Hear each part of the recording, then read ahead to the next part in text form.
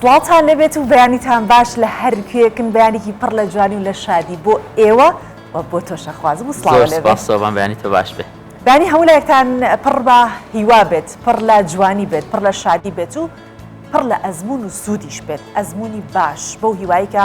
پرۆگرامی بەیانی 24 بەبێ ئەوەی کە ئێوە بە ئەزمونەکان تێپەڕن باسی ئەزمونی خەڵکی دیکەتان بۆ بکات لێرە بیان هێنێتە ناو ستۆدیۆ و لێرە لە ئەزمونی ئەوان ئێوەش بەرچاوڕوونیتان بۆ دروست بێت. زۆر جار دەوترێت کە ئەبێ بە دۆخێکا تێپەڕی اینجا تۆ ئەزانیت کە چی بکەیت و چۆن مامەڵە بکەیت، بەڵام مەرج نییە هەندێک جار ئەتوانی وانە یاخود ئەزمون لە دەوروبەرەکەشت وەربگریت. ئێمە کارمان ئەوەیە توانەکانی ئەو بەدەر بخەین و ئەزمونی خەڵکی دیکەشتان بۆ بخەینە ڕوو اینجا بەیانی تۆش باش. باش سۆبان سپاس. بەیانیتان باش ئازیزان، زۆر خۆشحاڵین ئەمڕۆ لە دەستپێکی ڕۆژێکی نوێ لەگەڵ هاوکارم سۆبان لەگەڵتانین بەو هیوایم بتوانین ئەمڕۆ هەموو ئەو بابەت و تەوەرانەی کە هەمانە بە باشترین شێوە بە ئێوەی ئازیز بگەنین و خوازیارم ئەمڕۆ بتوانین هەر یەکەمان لانی کەم لەم ڕۆژە نوێیە گۆڕانکاریەکی بچووکیش بێ بتوانین لە خۆمانی بکەین، بەڵام گۆڕانکاریەکە بەلایەنە باشەکە بێگومان، چونکە هەردوو دیوی هەر گۆڕانکاریەکەیەوەیە نەوەک وەکو برێکینگ بادمان لێنێ. زۆر خۆشحاڵین ئەمڕۆ تەوەر و بابەتی جیاوازمان هەیە لەگەڵ سۆفان بەیەکەوە لەگەڵتان دەبین و پێشکەشتان. جا بۆ ئەوەی کە بزانین بابەتەکانی ئەمڕۆ چین ئەوە لەگەڵمان بن لە هەر بابەتێک و کورتێک و بچووکێک باسەکەین بۆی کە ئاشنا بن بە ناوەڕۆک. مازوو لە چیاکانی کوردستان کۆ دەکرێتەوە لە بازاڕەکان بە نرخێکی باش دەفرۆشرێت و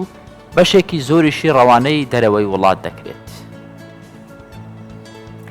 بۆ یەکەم جار لە ساڵی 1976 ژمارەی کورد وەک کۆچبەر ڕوویان لە ئەمریکا کرد چوونە ناشڤیل. ئێستا شارەکە بە کوردستانی بچووک ناسراوە بابەتمان لەسەری دەبێت. لە شاری دەنیزلی هەر کەسێک سەری ڕووتا بێتەوە و کەچەڵ بێت سەردانی ئەشکەوتی کوڕە کەچەڵ دەکات و شوێنەکەش بووە شوێنێکی گەشتیاری.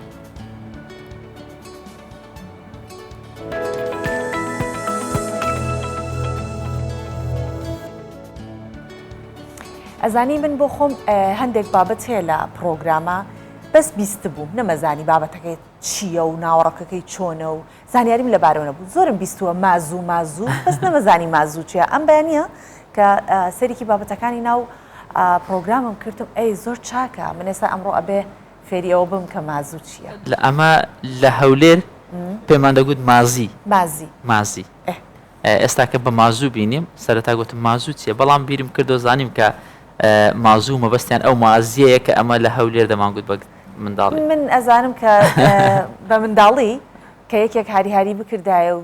زۆر حروک بە دانیشە سەر مازوو هەرموت ئەبێ مازوو چی بێسەر شوێکی زۆر بچکلانی کەسێکی وردیلان و بچووک وایە بە دانیشە سەر مازوو. جاب مازوو بەرهەمێکی سروشتی چیاکانە لە کۆتایی وەرزی هاوین پێگات دیتر ئەم وەرزە خەریکی پێگەیشتنیەتی. دوای پێگەیشتنی خەڵک ڕوو لە چیاکان دەکەن بە مەبەستی کۆکردنەوە و فرۆشتنی. جا بابزانین بە خەڵکی چی دێ. بازرگانەکان مازووی چیاکانی کوردستان ڕەوانەی دەرەوەی وڵاتیش دەکەن. هاوڵاتیان دەڵێن ئەم ساڵ بازارێکی باشیان هەیە و نرخی 1 کیلۆ مازوو گەیشتوێتە 4000 دینار.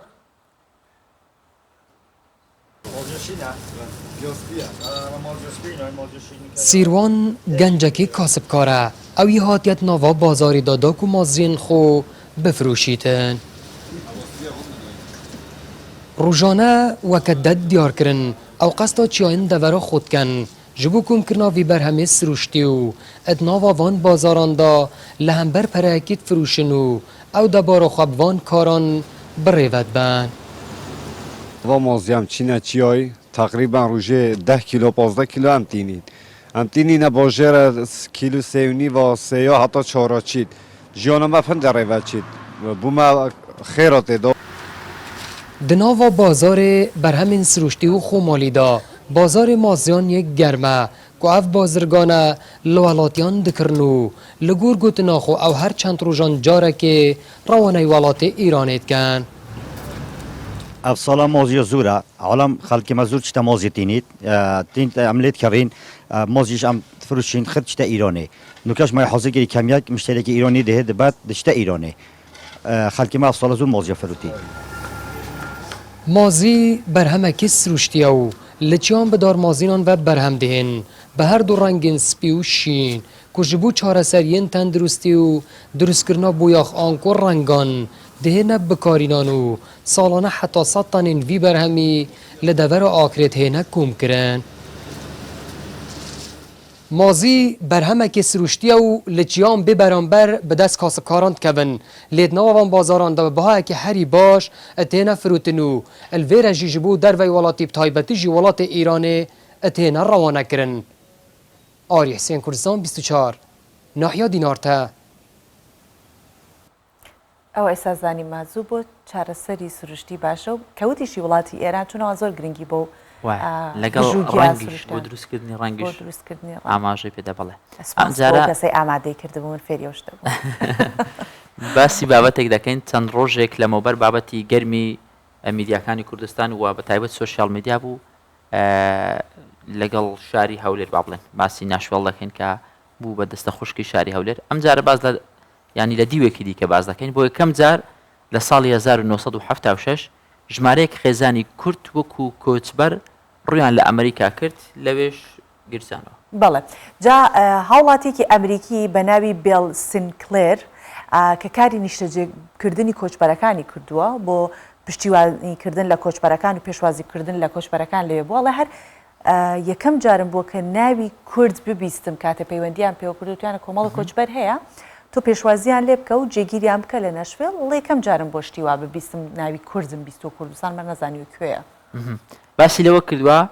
ئەم هاوڵاتی ئەمریکای دەڵێت ئەو کاتەی داوای لێکراوە هاوکاری کۆچبەرانی کورد بکات تەنانەت وەکو سۆڤان دەڵێن ناویشی نەبیست بوو ئێستا دوای 47 ساڵ ژمارەیەکی زۆری هاوڵاتی لە نەتەوەی کورد دەناسێت و زانیارێکی زۆریشی لەگەڵ مێژووی و مێژووی نەتەوەی کورد و کوردستان هەیە. ئێرە ناشڤیلە ئەو شارەی بەهۆی زۆری ژمارەی کورد بە کوردستانی بچووک ناسراوە. سەرەتای هاتنی کوردان بۆ ئێرە بۆ نیو سەدە لەمەوبەر دەگەڕێتەوە کە بۆ یەکەم جار لە ساڵی 1976 چەند خێزانێکی کورد وە کۆچبەر ڕویان لەم شاری ئەمریکا کرد. بیل سینکلێر هاوڵاتیەکی ئەمریکیە. ئەو یەکەم کەس بوو لە ساڵی 1976 پێشوازی لە کۆچبەرە کوردەکان کرد. بیل ئەو کات بۆ کەنیسە و یارمەتیدانی کۆچبەران کاری دەکرد. کاتێ داوای لێکرا خۆ دەتوانێت سپۆنسەری کۆچبەرانی کورد بکات تەنانەت ناوی کوردی نەویست بوو. لە ئایاری ساڵی 1976 لەلایەن کۆنفرانسی نیشتیمانی کاسۆلیکی ویلایەتە یەکگرتووەکانی ئەمریکا پەیوەندیەکی تەلەفۆنیم پێوەکرا. داوایان کرد ئاخۆ دەتوانم کۆچبەرانی کورد نیشتەجێ بکەم. وتم زۆر دڵخۆش دەبم یارمەتی دەربم بەڵام نازانم کورتکێن. گوتیان چەند بابەتێکی گرنگ لە ناشنال جیۆگرافیک هەن کە دەتوانی لەبارەی مێژووی کوردستانەوە بزانی. منیش وام کرد. بیل ناو و بەرواری گەیشتنی هەموو ئەو کۆچبەرە کوردانەی تۆمار کردووە کە پێشوازی لێ کردوون. ئێستاش پەیوەندێکی باش لەگەڵ کۆمەڵگەی کوردی ناشڤیل هەیە و لە زۆربەی بۆ نەوڕێ ڕسمەکانیاندا بەشداری دەکات. لە یەکەم ڕۆژ کوردەکانم بینیوە و دوای 47 ساڵیش سەرسامیەکی بێوێنەم بۆ کورتەیە. من لە ماوەی ژیانمدا لەگەڵ خەڵکی زیاتر لە 30 وڵاتی جیاوازکارم کردووە. کوردەکان زیاتر لە هەموو خەڵکی سەر ئەم هەسارەیە دڵسۆزترن، کەسانی ئیشکەرن، ئەوان بڕوایان بە خوێندن هەیە و باوەڕی خۆیان پراکتیزە دەکەن.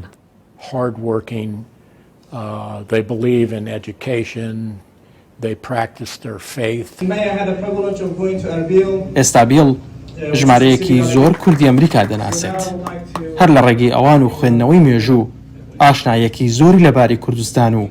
گەلەکەی هەیە. پێشی وایە خەڵکی کورد بۆ ئەمریکا دڵسۆزن، بەڵام لە هەندێک قۆناغدا وڵاتەکەی ئەوانی بەتەنیا زێهێشتووە. کوردەکان دڵسۆز بوونە بۆمان لەگەڵ سوپاکەمان بەشداریان کردووە، بەڵام ئێمە ئەوان مانجێهێشت. باوەڕی بەهێزم بەوە هەیە کە کوردەکان دۆست و هاوپەیمانی ئێمەن، بەڵام بەداخەوە لە هەندێک کاتدا وازمان لێیان هێناوە. بۆ چوونم وایە کە دەبێت کوردستان ببێتە خاوەن دەوڵەت، ببێتە دەوڵەتێکی سربەخۆ. من ئەوە دەزانم کە کوردەکان بۆ هەزاران ساڵ لە ناوچەکە هەن.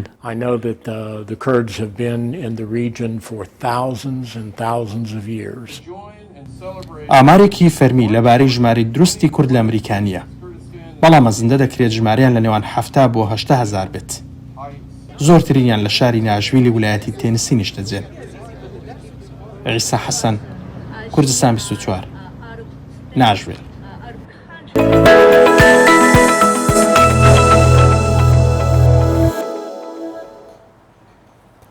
قوتابخانە بووەوە ئەرکی دایک و باوکەکان زیاتر قورس دەبێ لەم کاتانەدا، بەڵام پێویستی بە هەماهەنگی هەیە لەگەڵ بەڕێوەبەر و کارجێرانی قوتابخانە بۆی بتوان بە باشترین شێوە بە هەردوو لە ئاگاداری قوتابیەکە بن و ڕێگە نەدرێ کەمترین زیان بەر قوتابیەکە بکەویان کەمترین کەمتەرخەمی لەسەر قوتابیەکە ببیندرێت. بەڵێ چونکە دروستکردنی باڵاخانەیەک زۆر ئاسانە، شارێک بە گەورەیەکەی چۆن بیریلەکەیت تۆ سەیریەکەیت، دروستکردنی شارێک زۆر ئاسانە، دروستکردنی هەر ئامێرێک تۆ سەیریەکەی زۆر ئاسانە، بەڵام دروستکردنی مرۆڤ زۆر کارێکی گرانە و ئەو ئەرکە ئەکەوێتە سەر شانی دایک و باوک، دروستکردنی مرۆڤێک کە پڕ بێت لە مرۆڤایەتی ئەکەوێتە سەر ئەستۆی خانەوادەیەک لەگەڵ ئەو شوێنەی کە تۆ منداڵەکەتی بۆ نزیکەی 6 بۆ 5 کاتژمێر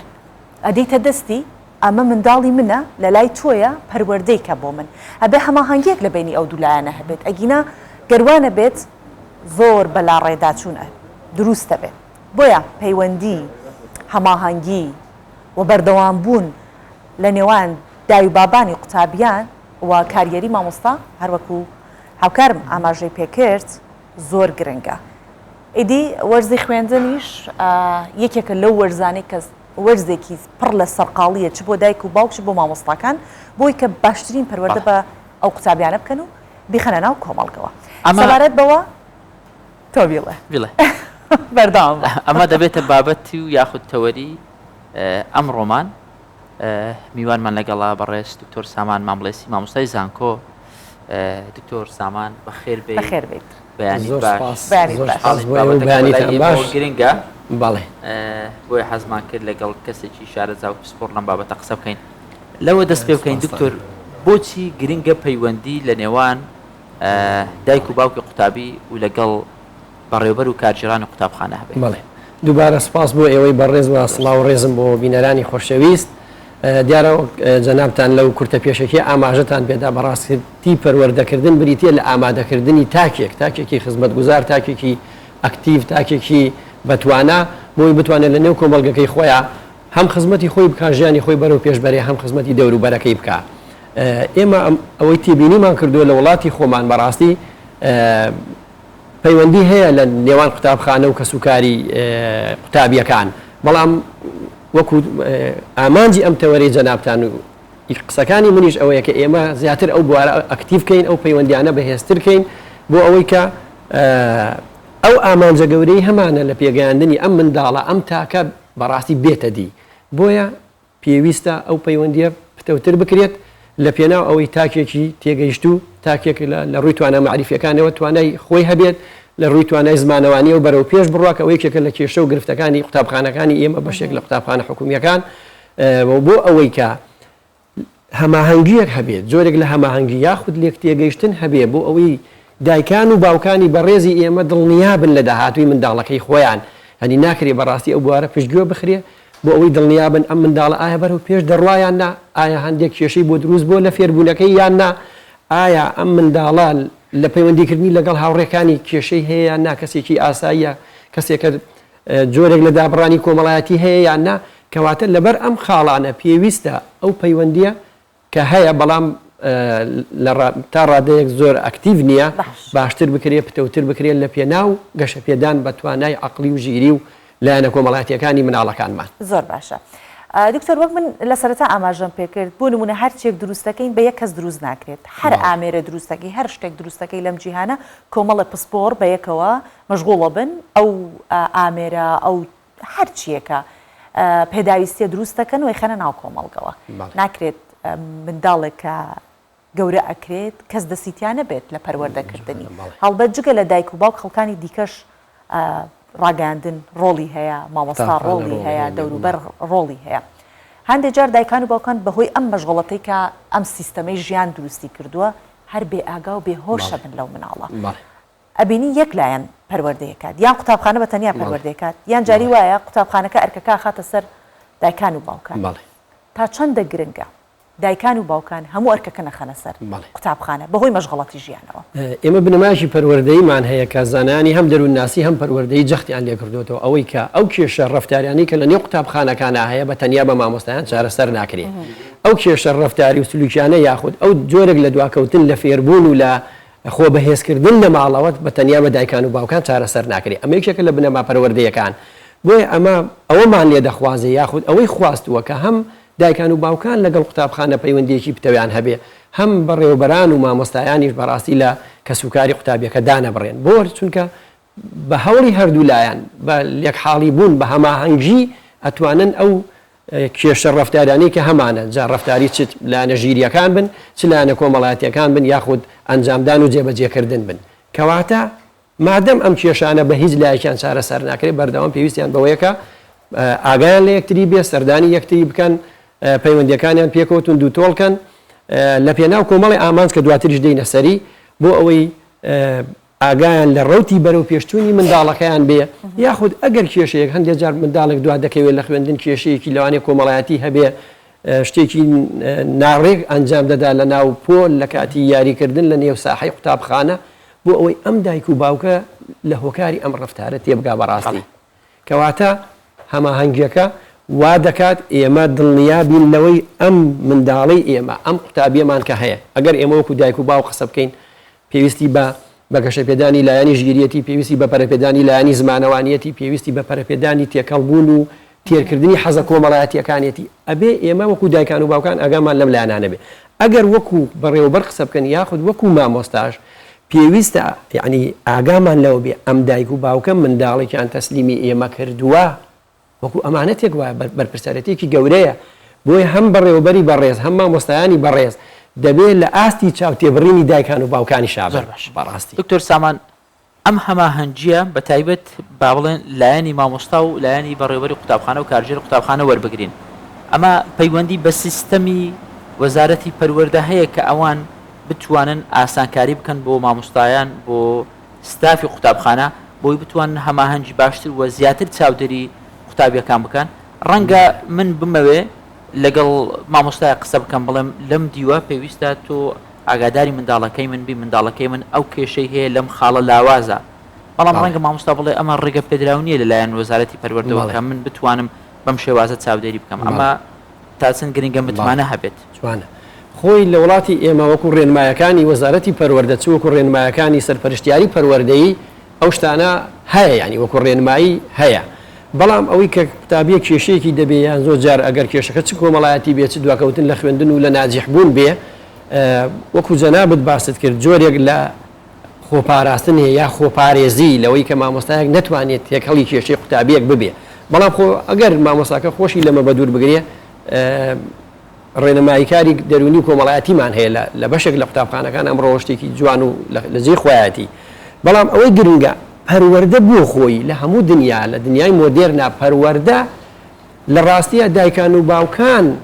بڕیار دەدەن لەوەی قوتابیەکانیان یاخود مناڵەکانیان چ پرۆگرامێک بخوێنن بۆ چ بوارێک ئامادەیان دەکەن بەڵام تا ڕادێکەوە لە وڵاتی خۆمان هێشتا بوونی نییە بەتایبەت لە نێو کەرتی حکومی بەڵام مافی دایک و باوکە لەوەی لەگەڵ بەڕێوەبەر ڕێبکەوێ بەم شێوازە منداڵەکەم بۆ گەورە بکەن لە دنیای مۆدێرن لە ئەوروپا و ڕۆژ ئەوە بەڕاستی ئەو شێوازە لە پەروەردەکردن هەیە بەڵام ئێمە مادەم کەرتی حکومی تا ئێستا زاڵە و ڕێنمایەکانیش هەن پێویستە مامۆستایانی ئێمە وەکو ئەوترێ ئێمە تەنها ئیشمان تەنها فێرکردن نییە وەزارەتەکەش ناوی وەزارەتی پەروەردەیە ئێمە خەمی پەروەردەکردنی مناڵەکەمان بێت لە ڕووی ئادابەکان لە ڕووی ئەو ڕەفتارانی کە ئەنجامی دەدا لەوەی چۆن ڕێز لە دایک و باوشی بێ ڕێز لە گەورەکان بگرێت چۆن ڕێنمایەکانی هاتوچۆ جێبەجێ بکە چۆن تێکەڵی دەوروبەر بێ ئەتەکێتی ژیان و نێو کۆڕ و کۆبوونەوە و بۆ نمونە چێشخانەکان فێر بێ چۆن ئەوە ئەرکی دایک و باوکە لە ڕاستی ئەوە ئەرکی مامۆستاشە مامۆستا دەبێ هەم زانیاری بەخش بێ هەم پەروەردەکاریش بێ بە پێی پێویست دەست لە کێشەی منداڵێک تەلەبەیەک دەبێ وەربدا بەڵام من وەکو ئەزمموی خۆم کە 17 ساڵ ئەزمونم هەیە چ لە نێو قوتابخانەکان و چ لە زانکۆ دەبێت دایک و باوکی منداڵەکە لە وڵاتی خۆمان ئاگادار بکرێ ئەوە شتێکی باشترە بۆی کە بزانن ئەم منداڵیان لادانێکی کۆمەڵایەتی هەیە یاخود لە ڕووی لەبەرکردنەوە لە ڕووی سعیکردنەوە یاخود ناجیحبوونەوە هەندێک جار کێشەی بۆ دروستە بێت لەوانەیە لە وەرزی یەکەم دەرنەسی هەتا وەرزی دووەم کەواتە بە ئاگاداری دایک و باوکەکە مامۆستاکە هەم مافی خۆیەتی لە ڕاستیدا هەم ئەرکیشێتی یعنی ئاگای لە منداڵەکە بێ وەک چۆن پێویستە لە ڕووی دەرونیەوە ڕێزی لێ بگرێ هانی بدا دڵی ڕابگرێ لە ڕووی پەروەردەیشەوە ڕێنمایی بکە مامۆستا ڕێنمایی کارە مامۆستا تەنها ئەوە نییە وەکو گەیەنەرێک بێت تەنها وەکو ئامێرێکی تەکنۆلۆژی تەنها زانیاریەکان بە قوتابی بگەێنێ مامۆستا هەست و سۆز دابش دەکات لە نێو پۆل مامۆستا ڕێز و خۆشەویستی دابش دەکات کەواتە وەک چۆن لە ڕووی پەروەردەی یاخود لە ڕووی دەوام و ئەوەی کە لە مەکتەبەکان هەیە ئەرکی خۆیەتی وەکو مامۆستایەک زانیاری بگەێنێ بە هەمان شێوەش پێویستە هەم لایانی پەروەردەکردن هەم ڕێنماییکردن هەم خەمی بەرەو پێشچوونی قوتابیەکەی بێت زۆر باشە دکتۆر چەند جارێک باسی ئەو بابەتەمان کردو و تومانە ئێمە لە ژیانی ڕۆژانەمانە ئیشمان بە سین و ساد نییە دوو سین چەنەکە لەگەڵ ساد ڕەگی فڵان لە ژیانی ڕۆژانە و شتا بەکارهێن بەڵام ئەمە ئیتر سیستەمێکە کە گیان دایناوە ئەبێ بخوێنێت ئەوەندەی لە خوێنجنگاکان دایک و باوک بەلایەوە گرنگە کە منداڵەکەی لەوانەکەیە نمرەی تەواو بێنە مامۆستاکەش لەسەر ئەساسیەوە کە کام قوتابیە زیرەکترە لەسەر ئەو ئەساسا گرنگی بۆ خوێندکارە ئەدرێت گرنگی بۆ قوتابیە ئەدرێت کەواتە لێرە توانین بڵین شتێک زاڵە بەسەر قوتابیەکانمانە دوورە لە ژیانی پەروەردەیی کە دێنە ناو کۆمەلگا ڕەنگە کەسێکە بێت زۆر زیرەکە لە ڕووی یاساکان وانە بەڵام ئەیخیتە ناو چوار کەسەوە بێ قسە بکات چوار قسەی پێ نییە چەندێ گرنگە لە قوتابخانەکان مامۆستایەکی تایبەت بە پەروەردەی ژیان هەبێت وانەیەکی تایبەت بێ ئەمە ئەوەندەی من متابعی ئەدەبیاتی تربەویم کردووە هەم نەفسیش لە ڕاستیە ئێمە لەو بوارەیە لە وڵاتی خۆمان کەم و کوڕیمان هەیە و بەشێک لە مامۆستا بەڕێزەکانمان کە من خۆشم بۆ قۆناغەکانی ئامادەیە ڕۆیشتوم لە ڕاستیە ئەو تێڕوانینە بۆی دابشکردنی قوتابیەکانمان بۆ زیرەک و تەنباڵ یاخود تەنها وەکو ئەڵێ 20 لاپەڕە داخلە بۆ تاقیکردنەوە وەکو نمونەیەک بێنینەوە 20 لاپەڕە داخلە لە تاقیکردنەوەیەک تۆ بی کەسایەتی قوتابیەک بە تایبەت ئەگەر هەرزەکار بێ زۆر هەستیارتریشە کەسایەتی قوتابیەک بەو 20 لاپەڕەیە هەڵبسەنگێنی کە لەوانەیە لە 20 دەی هێنابێ لەوانەیە نۆی هێنابێ ئەمە بەڕاستی ئیشێکە لە مەترسێ گەورەکان لەسەر داهاتووی منداڵانی ئێمە قوتابیانی ئێمە یەکێک لە گەورەترین کتێبە بەناوبانگەکان کە ئەمڕۆ لە ئەمریکا بەناوبانگە من بە عەرەبی بەڕاستی لامە تەرجەمە کرا ئوستورەة الکەسەل ئەفسانەی تەنبەڵی لە ڕاستیدا هیچ مرۆڤێک هیچ قوتابیەک تەنبەڵ نییە ئێمە هەمومان لەدایک بوون بەو هەموو توانایەوە کە خوای گەورە پێی داوین چ توانە ژیریەکان بێت چ تواناکانی پەیوەندی کۆمەڵایەتی بێت چ گەشە پێدانی خۆت بێ پاراستنی جەستەت بێ ئێمە توانەکانمان لە بنەهاتوون کەواتە ئێمە منداڵێکمان نییە تەنبەڵ بێ منداڵێکمان هەیە زیرەک بێ بەداخەوە لە هەندێک لە قوتابخانەکان ڕیزی زیرەک ڕیزی تەنبەڵ ئوستورەة الکەسەل لیڤین میڵ پەروەردەکارێکی گەورەی ئەمریکیە بە کورتی و بە پوختی لە ڕووی پێکهاتەی جەستەیمان پێکهاتەی مێشکە دەمار و توانە عەقڵیەکانمان باز لەوە دەکا مرۆڤەکان هەمویان لە تواناکانە یەکسانن مەگەر کەسێک کێشەی دواکەوتنی ژیری هەبێت ئەوانە نەخۆشیان هەیە بەڵام ئێمە وەکو مرۆڤەکان هەمومان لەدایک بووین ناوی کەسوکار فێر بووین ناوی ئەو شتانی کە بەکاریان دێنین فێر بووین گەورە بووین خۆمان دەپارێزین دێین دەڕۆین کەواتە ئێمە کێشەی عەقلیمان نییە ئەم سیستەمەیە یاخود ئەم جۆرە تێگەیشتنە هەڵەیە وای کردووە کە ئێمە لە منداڵێک بەدگومان بین کە بەڕاستی جاری وا هەیە هەڵەیە کە لەم بوارەیە دەکرێت منداڵەکە لە ناو دەبا بەڕاستی بێ ئومێدی دەکات لە ژیان لە خوێندن چەند قوتابیمانە بۆ بەهۆی هەڵەی مامۆستایەکەوە وازی لە خوێندن هێناوە کەواتە مامۆستایانی بەڕێز ینی من ڕووی دەنگ دەکەم مامۆستایانی بەڕێز ئێمە کەسێکمان نییە بە ناوی قوتابی زیرەک و بە ناوی قوتابی تەنبەڵ ئایا مامۆستای بەڕێز تۆ تەشریحت کردووە بۆ دەماغی ئەم منداڵە لە خۆتەوە ئەم قەراری بەسەرتا دەدەی کردومانە بڕیارەکانی ئێمەی مامۆستایان ئێمە لە زانکۆش بڕیارەکانمان هەمووی سەرپێیە هەمووی بەڕاستی هەڵسوونێکی کاتیە هیچی بە بنەمای لێکۆڵینەوە هەمووی دکتۆر سامان هەموو سنگانەکە لەسەر ئەو وەڵامانەیە کە لەسەر یەک پارچە کاغەز لە تاقیکردنەوەکان دەیدەوە بەڵام نمونەیەکی زۆر جوانەیە هەمومان ڕەنگە بینەرانیش بیستی بیان بابەتی ئەدیسۆن زانای گەورەی ئەدیسۆن زانای کارەبایی کە لە قوتابخانە بە بڕوای مامۆستا یەکێک بووە لە قوتابیە زۆر تەنبەڵەکان بەڵام دوازار ئەدیسۆن چێ بوو ئێستا مامۆستایەکە کەس نایناسێ و ئەدیسۆنیش بە درێژایی مێژوو تاوەکو ژیانی هەردەمێنێتەوە کەواتە وەکو پاڵپش بۆ قسەکەی جەنابەت تا مامۆستا بتوانێت ڕۆڵی هەبێت لە ڕاگرتن و ئامادەکردنی کەسایەتی بێگومان پەروەردەکردن بەر لە فێربوونە جوانە من ویستم لە دوای قسەکانی هەکار ئاماژە بۆ بکەم کە نازانم ئەمە تێگەیشتێکی هەڵەیە یاخودنا بەڵام منەڵێم ئەو تەلەبەیە کە بۆ نمونە لەدا حوتەهێنێ زۆر بەتوانەترە لەوەی کە بیستهێنێت چون ئەوەی کە بیستهێنێ هیچ کات ناتوانێت قوبوڵی ئەو بکە حوت بێنێت 5 بێنێ 6 بهێنێت قوبوڵی شکست ناکە لە ژیانێ بەڵام ئەوەی کە حوتی هەیە قوبوڵی ئەوە کات دەتوانێت بگاتە بیستەکە مەبەستمەوەیە ئێمە دایک و باوکیش ئەوەندە جەخت نەکەینە سەرکە ئەو ئاواتانی کە خۆمان هەمان بووە بەدینە هاتووە بیسەپێنن بەسەر منداڵەکەم تۆ لەسەر ئەو سیستەمێک کە من حەزم کردووە پەروەردە بکرێم نەکراون تۆ بێ پەروەردە بکریت لەسەر ئەوەی هەندێک لە دایکان و باوکامان بەڕاستی چاوەڕوانیەکی نالۆژیکیان هەیە لە منداڵەکانیان یاخود وەکو جەنابەت فەرموود دەیەوێ بوارێک هەڵبژێریە پسپۆڕیەک هەڵبژێریە کە لەوانەیە منداڵەکە حەزی لێ نەبێ ئێستا لەم کاتەیە کە من قسە بۆ بینەرانی بەڕێزەکەم لەگەڵ ئێوەی بەڕێزم ئێستا کەیسی تەلەبەم لایە بەڕاستی تەلەبەیەکی کچ کە حەزی بە بوارێک نییە بە پسپۆڕیەک نییە دابەزاندنی کردووە لە یەکێک لە کۆلێژەکان بۆ بەشێکی دیکە لە گەورەترین کێشەیە لەگەڵ خێزانەکەی خۆی لە ناو یەکێک لەم شارە گەورانی کوردستان ینی تەنانەت پەیوەندی بە منەوە کردووە لەوانەیە مامۆستا بڕیار بدەم کۆتایی بە ژیانی خۆم بێنم ئەمە واقعی ئێستا لە لای من ئەم کێشەیە هەیە کەواتە دایکان و باوکانی بەڕێز یا مامۆستایانی بەڕێز ئێوە یا ئێمە نابێ کارێک بکەین وا بکەین داهاتووی گەنجێک بخەینە مەترسیەوە بەڕاستی کچێکی هەرزەکار کە دەچێتە پۆلی 4 و 5 ئامادەیی یاخود ئەگەر بێتە زانکۆش ئێمە لە زانکۆ باسی ناو زانکۆ بکەم ئەم منداڵە لە دەرسەکەی من باش نییە کەواتە لە 50 لاپەڕە باش نییە وەکو کاک هەکار باسی کرد نابێ بڕیان لەسەر توانەکانی منداڵ بدەین لەسەر ئەمە منداڵی وایە لە ڕووی خوێندنەوە سەرکەوتوو نابێ ڕۆبەرت کیۆساکی کە یەکێک لە زانە گەورەکانی بواری نووسینی هاندان و خۆ دەوڵەمەندکردن و ئەوە دەڵێ من لە قوتابخانە سەرکەوتوو نەبووم بەڵام دواتر ژیانی خۆم گۆڕی من بووم بە ملیۆنێر بۆی کە پێویستم بە خوێندن نەبێ کەواتە هەندێک کەس لە قوتابخانە سەرکەوتوو نین زۆر ئاساییە دەبێت ئیشێکی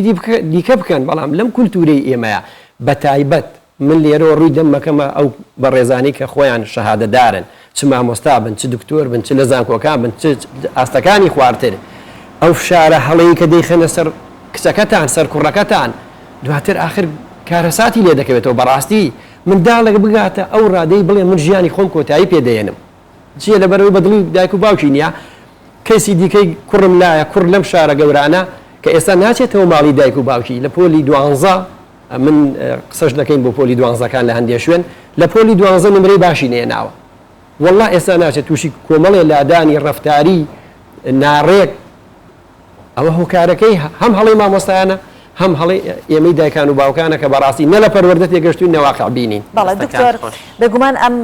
بابەتی پەروەردە و هەماهەنگی لە نێوان دای و باب و قوتابخانەکان بابەتێکە زۆر هەڵەگرێ ئەگەر بە درێژایی ساڵ لە هەفتە لە مانگ چەند جارێک قسەی لەسەر بکرێت هێشتا بابەتەکە دەریا ئاسایە ئێمە دڵۆپەیەکمان لێ باس کردووە بۆی سوپاسی دکتۆر سامان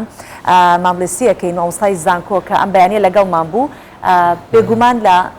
ئەڵلقەکانی داهاتووی پرۆگرامی ئێمە زیاتر باسی لەکەین بەڵام کاتەکەمان هەرەوە زۆر خۆشحاڵم کە دکتۆر سامان زۆر بە پوختی زۆر مامۆستایانە زۆر بەرپرسانە لەسەر ئەم بابەتە قسەی کرد زۆر دڵم پێی خۆش زۆر سپاسدانەکەم حاڵبووین لەگەڵمان بوو سپاس بۆ بینەرانی بەڕێزیش بەڕێزم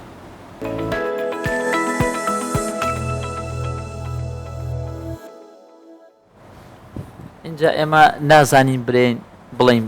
بەرەو گەرما دەڕۆین یاخود بەرەو سەرما دەڕۆین هەر ڕۆژە شتێکمان پێ دەڵێ کەش و هەوا بەڵام بە بزانی کەش و هەوا چۆنە سۆبان بۆیە پرۆگرامی بەیانی 24 کوردستان 24 بەیانیان ڕەوشی کەش و هەوا بۆ هەموو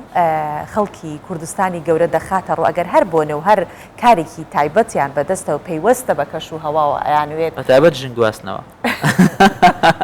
زۆر پەیوەستە بە کەشەوە یان هەر ئاهەنگێکی دیکە و بیانە بچنە مەزرعایە بچنە شوێنێک ئەوە لە ڕێی ئێمە ئەتوان ببینن کە کەش و هەوای ئەمڕۆی شارەکانی کوردستانی گەورە بە چ شێوەیەکە بێت لەگەڵمان بن.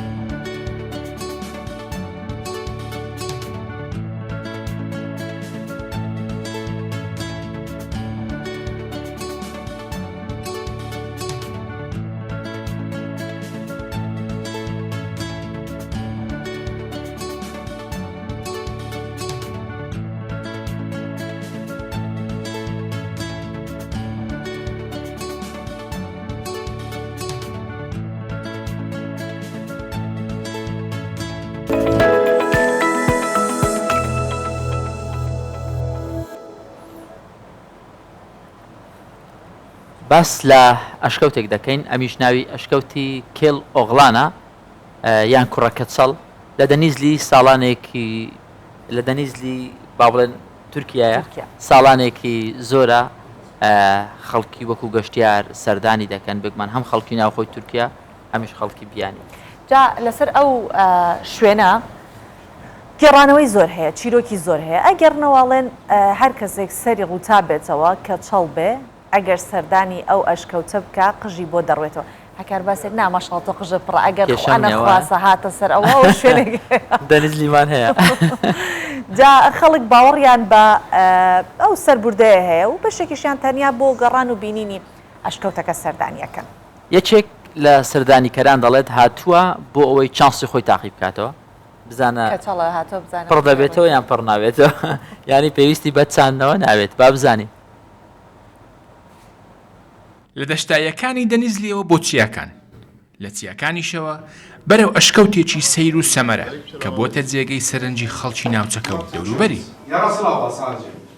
ئێرە ئەشکەوتی کێلۆڵانە کێلۆڵان بە مانای کوڕێکی کەچەڵ دێت و یەکێکە لە کارکتەرە ئەفسانەییەکانی چیرۆکی تورکی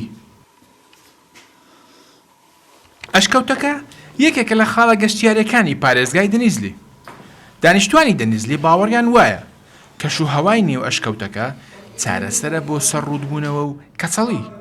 تەنانەت دەڵێن هەر کەسێک سەردانی بکات قژێکی ڕەشتاڵی بۆ دەگەڕێتەوە گێڕانەوەکە هێندە کاریگەری بەسەر خەڵکەوە هەیە تەنانەت ماوەیەک بوو بە باس و خواسی سەرەکی میدیاکانی ناوخۆ و دەرەوە ئیلهان ئاکسۆی موختاری گەرەکی دۆدورگا لە دەنیزلی دەڵێت هەر کەسێک گوێبیستی گێڕانەوەکە بێت ڕاستەوخۆ سەردانی ئەشکەوتەکە دەکات Antalya yoluna 5 kilometrede.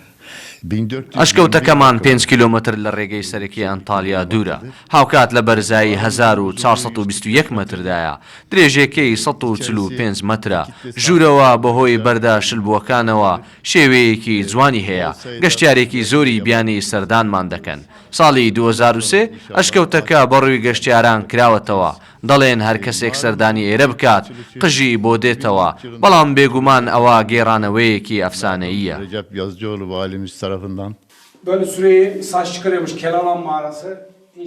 بایرام کەڕەتاش یەکێکە لە سەردانیکەرانی ئەشکەوتەکە و دەڵێت هاتووە بۆ ئەوەی چانسی خۆی تاقی بکاتەوە Mağaramız gezmeye geldim. Saç çıkarıyor dediler. بۆ گەڕان هاتووم دەڵێن هەر کەسێک سەردانی ئێرە بکات قژی دەڕوێتەوە منیش هاتووم چانسی خۆم تاقی بکەمەوە ئەشکەوتەکە لە شوێنێکی زۆر دڵگیردایە هاوکات ناوەوەشی زۆر فێنک و خۆشە هیوادارم سەردانەکەم سوودی بۆم هەبێت ئەشکەوتەکە 20 کیلۆمەتر لە شارۆچکای ئەجی پایامی پارێزگای دەنیزلی و 5 کیلۆمەتریش لە ڕێگەی ئەنتالیاوە دوورە هەر بەو هۆیشەوە خەڵکێکی زۆر ڕووی تێدەکەن ئەشکەوتەکە بە گڵۆپی ڕەنگا و ڕەنگ ڕازێنراوەتەوە و هاوکات فێنک بوونیشی خاڵێکی دیکەی ئەرێنیە و خەڵک بۆ خۆ فێنککردنەوە سەردانی ئەشکەوتەکە دەکات دێنە سەر بابەتێکی تر ئەو بابەتی هونەری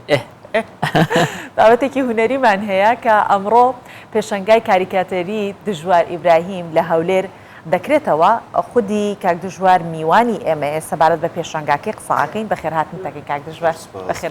کاک دژوار کاریکاتێریست بەخێر بێ و بەیانی باش گەلێک سپاس زۆر سپاس بۆوەجی زۆر سپاس کاک دژوار ئەمڕۆ پێشەنگاکەی جەنابتان دەکرێتەوە ئەگەر باسێکی ئەو پێشانگایەمان بۆ بکەی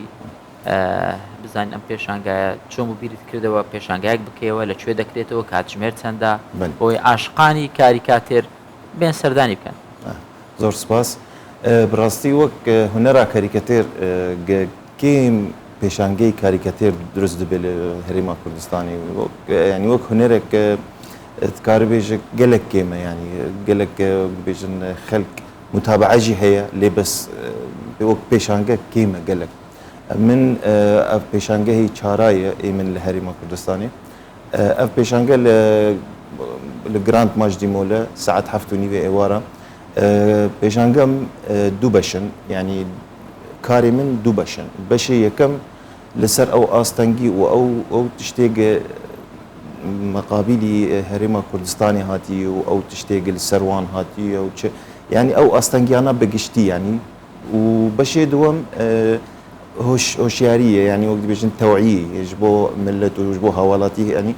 بقشتي يعني تكاري بيجي بيشانقم جواكيه تكاري بيجي يعني خلق بالا خلقي بشينا او بخوا 25 تابلونا ناويتش يعني وقت ما قلت دو بشي يكم وقت ما قلت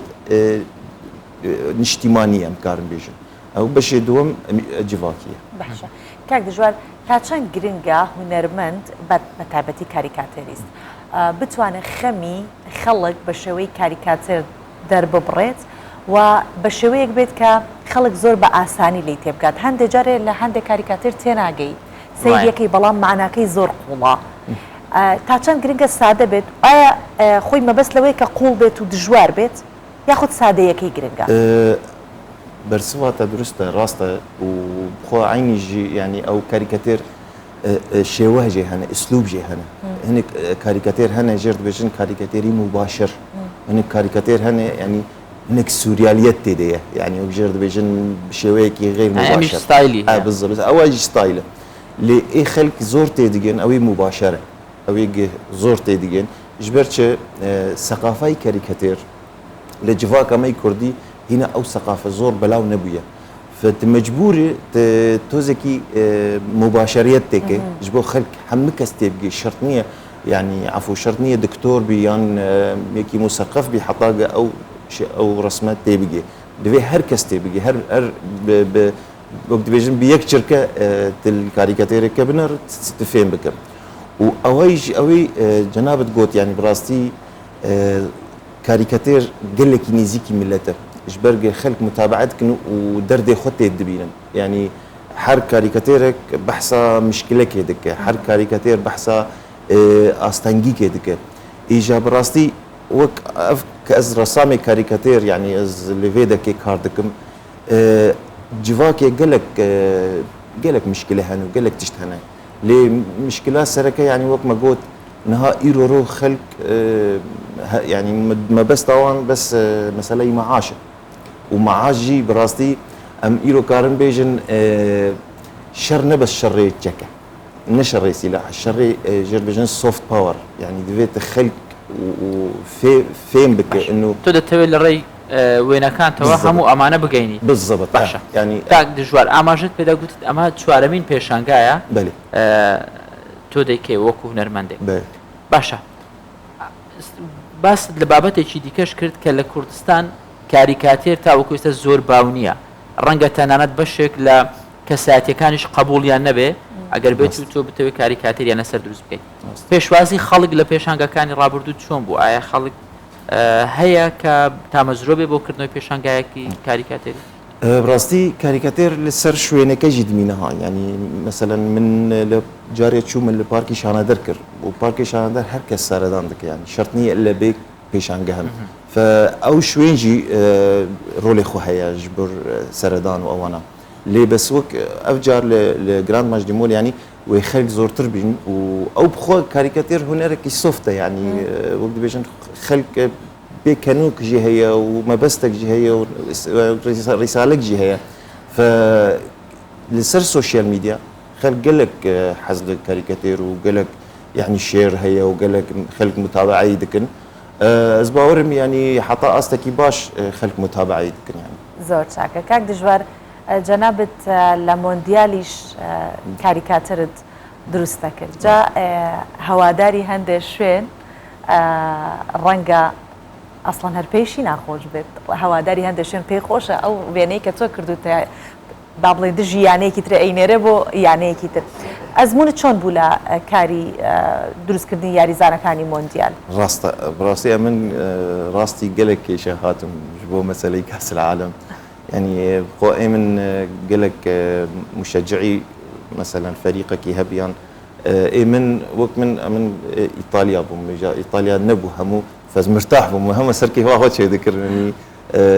شي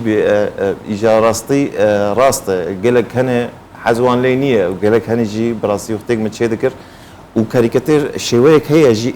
توقعات يعني ذكر توقع بك يعني مثلا نبس الروداوك شيبو تل سر شيك هناك شويك كاريكاتير هي اسكارن شيكم لسر مثلا وی چی ببه وی چه سبب چی ببه یان مبارک هبه وی چی او یاریا چی ببه فقالك شوي كاريكاتير هن يك جوان اف مثلا كاريكاتير رياضيه سبورت باشە کاک دژوار لە کاریکاتێر هونەرمەند پەیامی هەیە یعنی هیچ کاتێک لە خۆیەوە شتێک دروست ناکە ئامانجێتی لە ڕێگەی ئەم کاریکاتێرە پەیامێک بگەینی لە کوردستان ئەمە قبول کراوە تا چەند قبول کراوە تۆ دەی پۆرترێتێک دروست دەکەی پۆرترێتێکی کاریکاتێری تا چەند بەدڵێکی گەورە وەردەگیرێ پێشوازی لێ دەکرێت ئایا هیچ کات تووشی کێشە بووی وەکی کەسایەتی مثلا مقصدت بەڵێ وەکو هونەرمەند بێ سیاسی بێ یا هەر بڕاستی ینی وەکی هونەرمەند وەکی سیاسینا سیاسیش بەرگە ئەم ملەتێک کورد ئەم ملەتێکی عاتفینە بڕاستی و هەر کەس تبێژت نەبێژە ڕەمزی خۆ هەیە هەر کەس تبێژە حەز لێ ڕەمزێکیە حەز لە کەسێکیە فنابی ئەس بێم دیسازێ بێژم ئەو سەقافا کاریکەتێری هینا بەلاو نەبوویە ئەزرابم بشێوەیەکی تند ئەزرابم سیاست سیاسیکی چێکم بە شێوەیەکی نەجوان و خەلک گەلێک پێ بێشن ئەvەیە هینا زوویە ژمەر دەوێ ینی هینا کە جڤاکا کوردی هینا ژمەر دەوێ ینی ئانەکە ئەمریکا و ئەوروپا وانە پێشکەتن ینی بالعکس سیاسی ئەو دەخوازن کاریکەتێرست سەروان چێکن ئێمە هینا ئەم نەگیانە ئەو ئاستێگە ئەز هەرم سیاسیکی چێکم و ینی گەلێک خەلک شێر بکن و حەزی لێ بن لێ مەسەلەی پەیام وەکی دیسا بێژم مەسەلەن کێشێک هەبێ دیار لە کۆمەڵایەتێکە بالضبط تشکی ئەوها ئەو قبول بێتر قبول لەسەر هەیە ینی ئەزێ بێژم من و سیاسی مەسەلەی سیاسی پچکێکی حساسە وەکەوەی کە کەمە لە مۆبایل لەسەر شاشەکە دەرەکەوت خانەوادەیەک ئەچن بۆ سەیران و گەشتکردن ئەوەندەی خۆیان مەشغوڵیوان کە بخۆن و دەوروبەرەکەی خۆیان ئاگان لێ نییە کە چی یاخود هەندێک جار ئەوە هەر زۆر دروست هەر نەک بە کاریکاتر ئەبێ بە چەندەها پرۆگرام لەسەری قسە بکرێت کە لە کاتی ئەو کۆبوونەوە کۆمەڵاتی لە نێوان خانەوادە جارە ناون بەس بۆ خواردنەکە بەری هەتا سناپی لەسەر نەکەن هەتا عفو تشتێک هەیە کاریکەتێر چی مەیزە هەیە ئەنو مەسەلەن گەلە کەس هەنە نازانن بخوێنن یان حەز ناکەن بخوێنن یان سێری خوێندن ناکەن کاریکەتێر بشێوەی ڕسم تێدگینە بوو بە سەریحترین کات بێگومان ڕاست دژوار ئیبراهیم هونەرمەند و کاریکاتێری زۆر سپاس بۆت گەلێک سپاس زۆر سپاس بۆ وەژی ون حاضر بنج بۆ پێشانگەی ئەمە کەف خۆش بێت سپاس سەرکەوتو بێت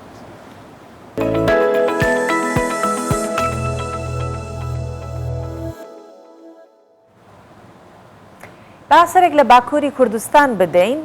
خەڵکی خۆیان بۆ زستان ئامادەکەن وەک نەریتێکی کۆن ساڵانە خێزانەکان گەنم دەکڵێنن بۆ ئامادەکردنی ساوەر جا ئەو گەنمە کوڵاوە جاجا لێشی دەرەکەی وەکو گەنمە کوڵاو زۆر خۆشە بە منداڵی خواردومانە هەمومانە ئەو کات لە کۆڵانەکان ئێستا بەهۆی کۆمەڵێک بابەتی دیکە لە کۆڵانەکان نەما لە گوندێکی باتمانی باکووری کوردستان ئێستا خەریکی کوڵاندنی گەنمن کە لە کوردەواریدا پێی دەگوترێت دانو یان دانولا گەنمەکە دواتر وشک دەکرێتەوە و دواتر لە ئاش دەهاردرێت و دەبێتە ساوار پاییز هات و نەها دەمدەما دانوکەیە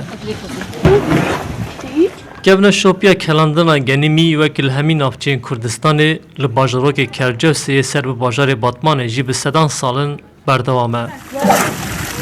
Piştî ku berhema salê zeviyên genimî hate rakirin, ji bo kelandina wan sîtilên mezin ser agirê geş hate danîn.